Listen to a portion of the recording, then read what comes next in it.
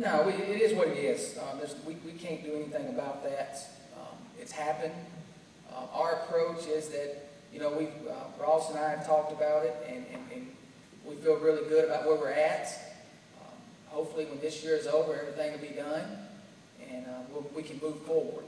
But if it's not done, we'll continue to move forward. There will not be anything that derails us from our ultimate goals. And so that investigation, I'll smile and we'll move on. And I can promise you this, it won't happen again.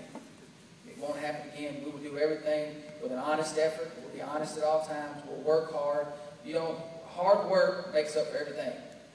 And we're going to have discipline on our coaching staff at all times. And so that's what we went through the past couple of years won't happen again.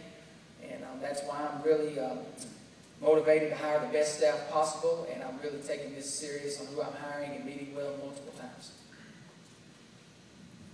Kind of looking forward here soon, how many players would you like to add in the spring signing period?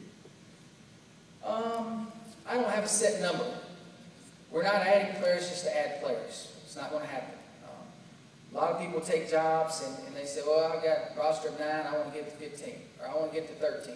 We're not doing that. We're adding players that help us win now. And if you can't help us win now, then we're not bringing you on a visit. And so we're looking at 3 or 4 players, feel really good about some, and our goal is to sign 2, maybe 3, if not 4 here in the late signing period at some point over the next month. And if that happens, it happens. If it doesn't, I feel really good about what we have here. So I've made that very clear to everybody I've talked to. Do you have any scheduling philosophy or any thoughts on non-conference scheduling, or is that something you'll take a look at as you do it from here?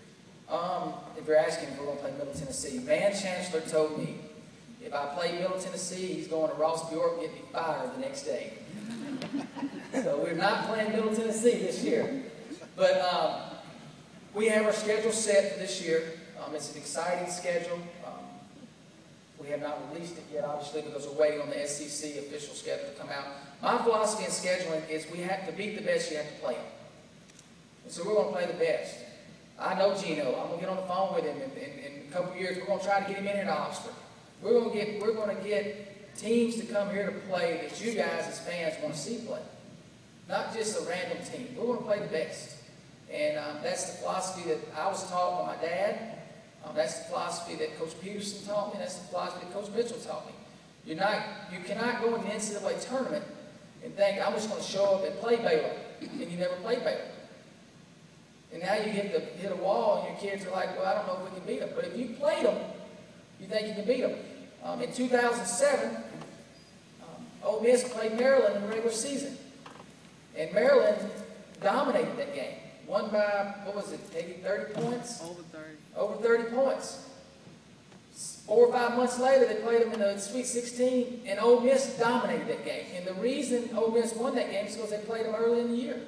If they had never played Maryland early in the year, they may not have won that game. But they believed they could beat them and believed that whole week that they could beat them.